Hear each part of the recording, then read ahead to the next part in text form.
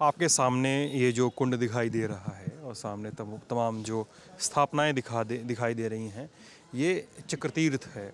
हम नैमिषारण्य धाम में हैं। नैमिषारण्य सीतापुर जनपद में आता है। लोकसभा अगर की बात करें तो मिश्रिख लोकसभा जो है वो बनती है।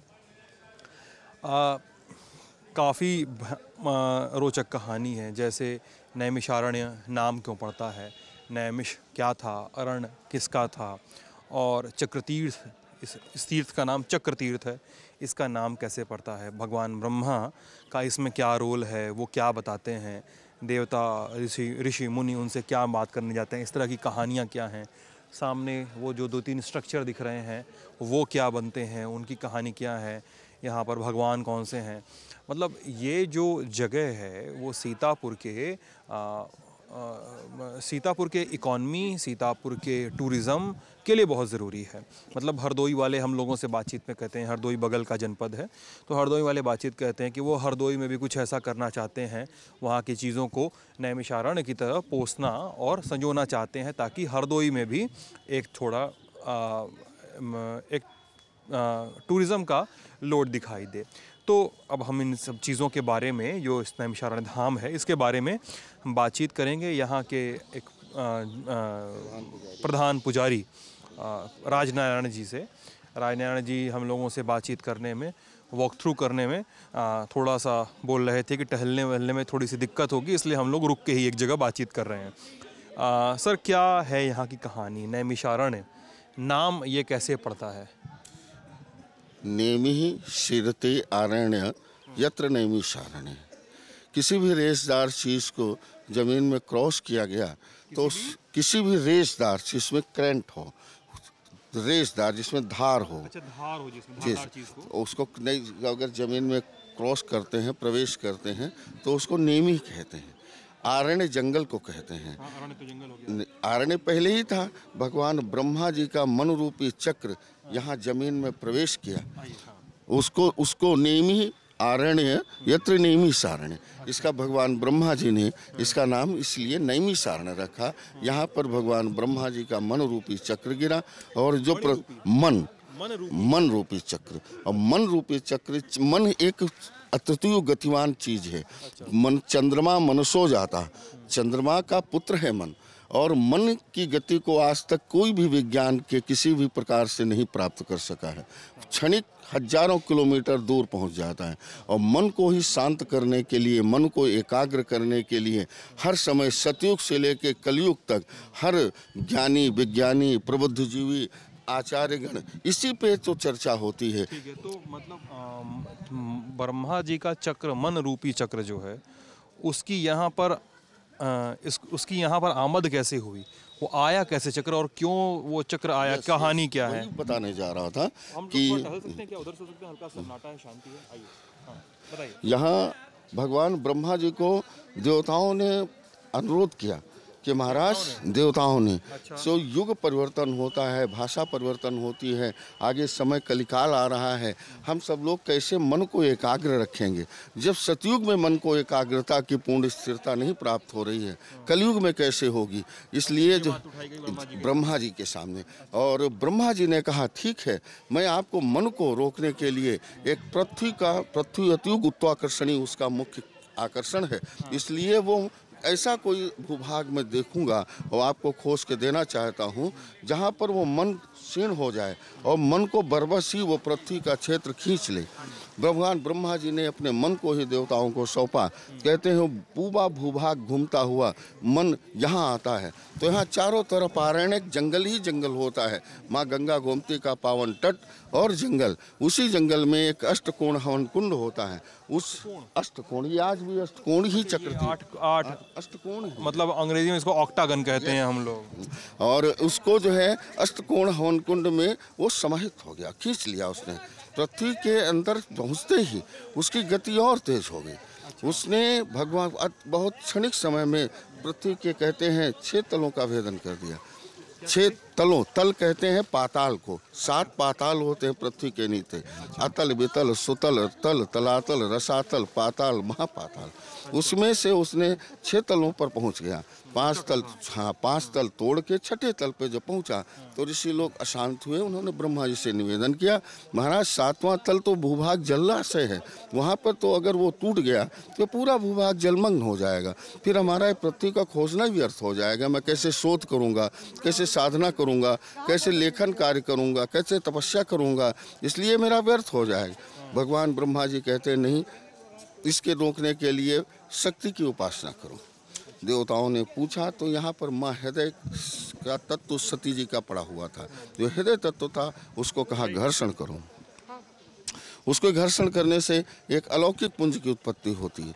वो पुंज इतना दीप्यमान होता है कि देवता लोग माँ ललिता कह के प्रणाम करते हैं। वो ललिता ने कहा, माँ हमारा क्यों आह्वान किया है? देवताओं ने अपना अभिप्राय बताया, मैं देव कल्याण, मानव कल्याण, प्रकृति कल्याण के लिए यहाँ शोध, साधना, तपस्या, लेखन कार्य आदि करना चाहता हूँ। इस भूमि की खोज की है। ये भूमि में मन रूपी चक्र अंतःकरण को जा रहा है पृथ्वी को, इसको रोको। माँ ने कहा ठीक है, मैं भगवान का शिव का आराधना करूंगी। एक पार्थिव शिवलिंग की संरचना करके भगवान ब्रह्मा जी के सही समस्त पूजा करते हैं। माँ स्तंभन क्रिया के माध्यम से उस तल को छूती है। तब तक कहते हैं 6.5 तल तक वो टूट चुका था, तो 6.5 तल पर रुक जाता है। वहाँ से जलधारा निकलती है। जलधारा निकल के इसका नामकरण करते हैं, तो इसका नाम हुआ ब्रह्म मनोमय चक्र तीर्थ। ब्रह्मा जी का मन, लोग कहते हैं सुदर्शन, सुदर्शन चक्र जो है वो शस्त्र है। वो भगवान विष्णु के उंगली में रहता है और वो जब निकलता है तब किसी न किसी का वध होता है। वो शस्त्र है और ये मन रूपी चक्र है भगवान ब्रह्मा जी का। ये लोग बताते हैं कि उस जो ब्रह्मा जी का चक्र था उसकी धुरी यहाँ आकर गिरी थी, उस धुरी से ये छेद हुआ इतना बड़ा। धुरी का मतलब धुरी, मन का कोई धुरी नहीं होती। मन तो रेसदार है, जो चलायमान है उसमें गति होती है। अच्छा, उसकी धार से इतना बड़ा। जी। और उस पानी, फिर पहले यहाँ पे पानी था? कुछ नहीं था। अच्छा, उसके क्या उल्लेख में क्या मिलता है? उल्लेख में यही कि सतयुगे नैमिषारण्ये त्रेतायाम च पुष्करे द्वापरे कुरुक्षेत्रे कलौ गंगा प्रवर्तते। सतयुग में नैमिषारण्य का प्रादुर्भाव हुआ। त्रेतायाम च पुष्करे, त्रेता युग में पुष्कर तीर्थ का प्रादुर्भाव हुआ। द्वापरे कुरुक्षेत्रे, द्वापर युग में कुरुक्षेत्र का प्रादुर्भाव हुआ। कलौ गंगा प्रवर्तते, कलयुग में गंगा जी का प्रादुर्भाव हुआ। और पानी, इसके बाद यहाँ से ये पानी कहाँ से आता है फिर? ये इसके अंदर से, यही तो एक भगवान की कृपा है कि दुनिया विश्व युद्ध जल के आज भी अपने आप जल को निकलना और गंगा गोमती को प्रभावित होना। अंदर की ओर घेरा क्यों बनाया गया है? इसलिए कि अंदर काफी जल गहरा है, अंदर काफी, इसलिए ब्रिटिश काल में 1937 में ये दीवार बना दी गई, जिससे जिससे कि ये देवता जो श्रद्धालु हैं वो स्नान आदि कर सके, कोई घटना दुर्घटना न हो जाए। इसके अंदर काफी गहरा है। कितना गहरा अंदाजन? आज भी करीब 25 से 26 फुट जल है।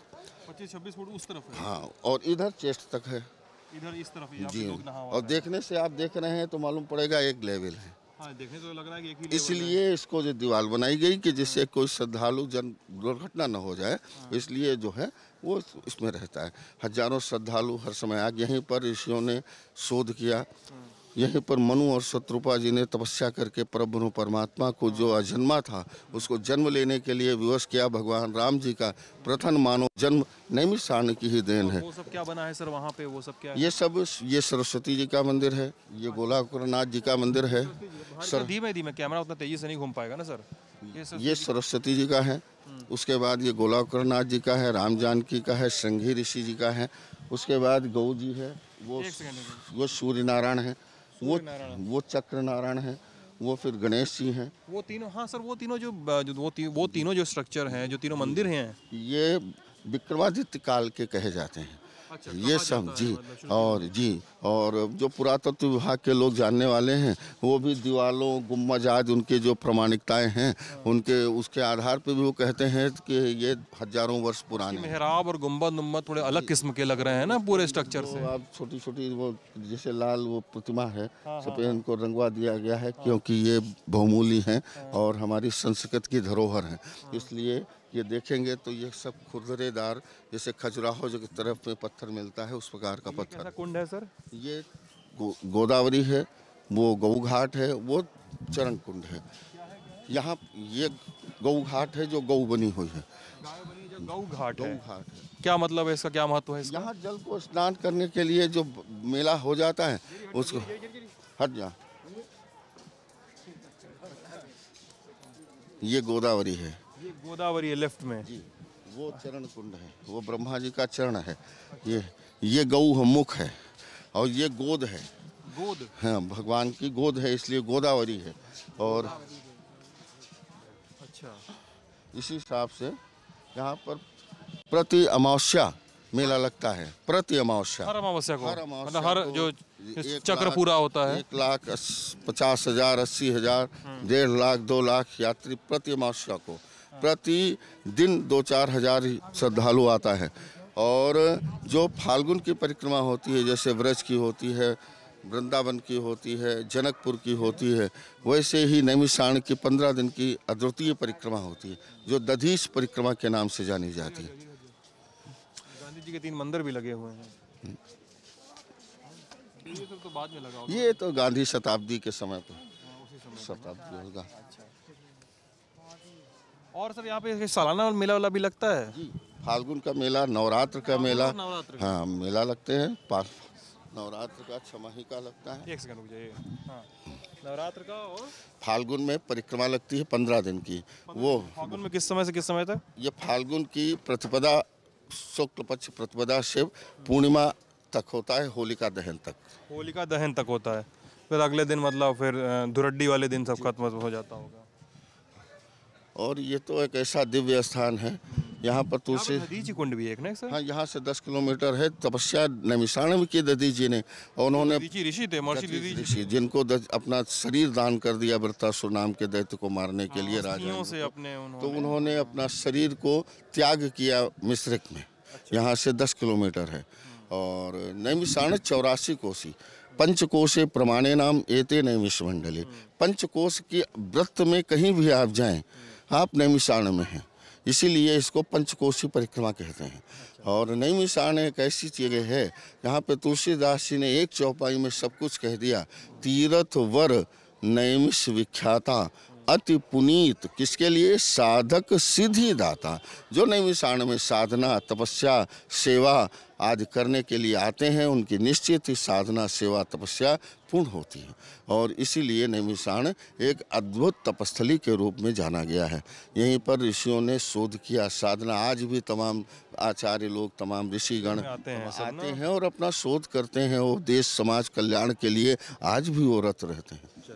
तो ये बातचीत है, इस बातचीत का एक और हिस्सा है जिसमें हम आपको बताते हैं कि इस जनपद के नाम की कहानी क्या है, सीतापुर के नाम की कहानी क्या है, वो भी आप सुनिएगा कि इस जनपद का नाम सीतापुर कैसे पड़ता है। सीतापुर इसलिए पड़ा, एक तो जनश्रुति, अश्रुति और श्रुति दो मतलब होते हैं विचार।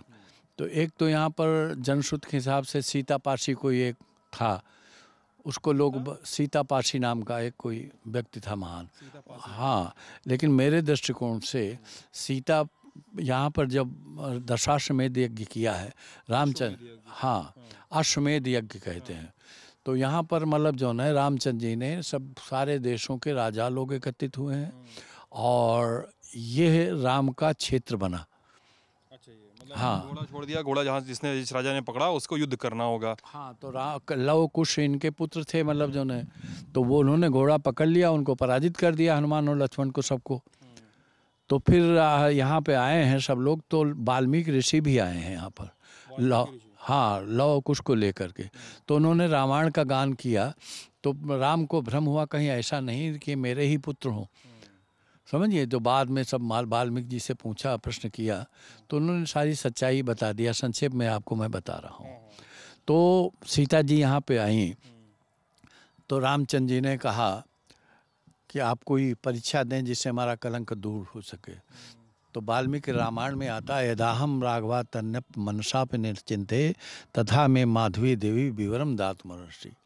हे माँ पृथ्वी माँ, मैंने राम के अलावा किसी पर पुरुष का चिंतन न किया हो, तो पृथ्वी माँ मुझे यहीं पे समाहित कर ले। तो पृथ्वी से एक वो निकला सिंहासन, उसी पे माँ सीता समाहित हो गई। तो सीता समाहित स्थल जो है सीतामढ़ी में, वो क्या है? सब सीतामढ़ी नहीं है वो, तो मतलब कालांतर में कल्प कल्प में इतिहास बदले हैं। तो यहाँ पर ये सीता वाल्मीकि के हिसाब से यहाँ पे हुआ है सीता समाहित वाल्मीकि यहाँ आए हैं। वाल्मीकि से जब निवेदन किया है तो सीता को लेकर के वो आए हैं वाल्मीकि। हाँ, क्योंकि मुझे मेरे ध्यान में वो भदोही गोपीगंज वाला सीता समाहित स्थल सीतामढ़ी जो वहाँ पे सीतामढ़ी वहाँ नहीं है। वाल्मीकि रामायण से ज़्यादा प्राचीन कोई इतिहास नहीं है। 5000 साल और तो रामायण हैं। वाल्मीकि काल जो है वो 5000 साल पहले से है, समझिए। तो यहाँ पर आकर के उन्होंने अपनी सतीत्व का परीक्षा दे दिया। तो मेरे हिसाब से रामचंद्र जी का आना और सीता का यहाँ पे महत्व देना, सीतापुर जनपद नाम पड़ने का कारण। अच्छा, और ये जनपद का नाम पड़ गया और आखिर में वही दधीचि कुंड का क्या? दधीचि जी की इच्छा थी, हाँ, महर्षि दधीचि जी की, जब वृत्तासुर ने परेशान किया देवताओं का, समाज का प्रबुद्ध वर्ग जब तो वृत्तासुर के बस से त्रसित होकर के वो देवता भागे। तो कहने लगे कि अब इसका वध कैसे हो, तो किसी अस्त्र शस्त्र से तो उसका वध हो नहीं सकता था। तो उन्होंने सब विचार किया, अगर दधीचि जी, क्योंकि दधीचि जी ने सब देवताओं के अस्त्र शस्त्र मतलब रख गए थे यहाँ पर, तो दधीचि जी जब देवता लोग नहीं आए, पलायन करते हुए भागते रहे, तो दधीचि जी ने उनको मिश्रित करके सबको पी लिया अपनी तपस्या से। तो उनकी शरीर में हड्डियाँ वज्र बन गई। तो देवताओं ने आग्रह किया कि भगवान अगर आप अस्थियों का दान दे दें तो हम वृत्तासुर का वध कर सकते हैं, इंद्र ने कहा। तो उन्होंने एक प्रश्न वो सवाल रख दिया कि हम अस्थियों का दान तो दे देंगे, लेकिन इसके लिए हम सारी तीर्थ यात्रा करेंगे, तभी हम अस्थियों का दान याद दे करेंगे। तो देवताओं ने चिंतन किया, सारे देवता तो हम ही लोग हैं, क्यों ना हम सब एक ही जगह इकट्ठे हो जाएं। तो 84 कोष में पृथिव्याम यानि तीर्थानि तानि तीर्थानि नैमिषे, भूमंडल में जितने भी तीर्थ थे नैमिषारण्य की चारों ओर परिधि में आ गए। और पूर्णिमा को सारे तीर्थों का जल से अभिषेक उनका कराया गया, दधीचि जी का, और अस्थियों का दान किया। तो सारे जलों का मिश्रण होने के कारण इसका नाम पड़ गया मिश्रित। हाँ, मिश्रित का अपभ्रंश शब्द है। मिश्रित लोकसभा और जो बनी हुई है इसी का अपभ्रंश हो गया। मिश्रित मतलब शब्द है संस्कृत में मिला हुआ। तो सारे तीर्थों का जल मिला, उसी से स्नान किया, फिर नमक लगा करके, क्योंकि जीवन में आपका सर मांगे, हाथ मांगे तो आप दे देंगे, लेकिन शरीर रहते हुए हड्डियों का दान देना बड़ा दुर्लभ है। तो उन्होंने गौओं से नमक लगा कर चिटवा करके अस्थियों का दान वो दे दिया। और आपने देखा होगा इंद्र के पास वो वज्र चित्रों में वही दिखाई पड़ता अंतड़ियों में। इसका तो बहुत बड़ा विवेचन है, समझिए आपको क्या बता। तो ये अस्थियों का दान देने के कारण मिश्रिक तीर्थ पड़ गया और नैमिषारण्य का वो मैंने बता दिया। समय आपका कम है, आपको और भी चिंतन करना है। तो हम लोग और भी बातों में बातचीत करेंगे। आप ललन टॉप देख रहे थे, शुक्रिया।